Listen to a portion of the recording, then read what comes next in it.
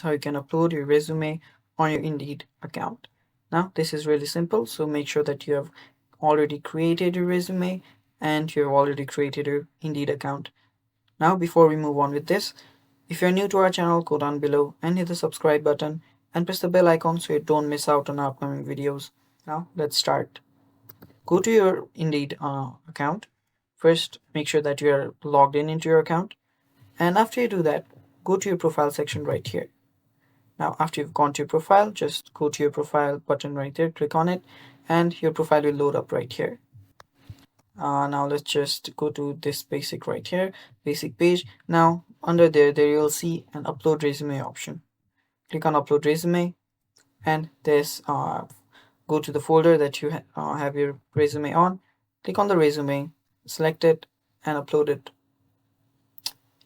It will open up right here, and there are several options that you can do from here. If you click here, you can upload a different file, or you can convert this resume to an Indeed resume. But if you correct resume, just click on this. Yes, this looks right.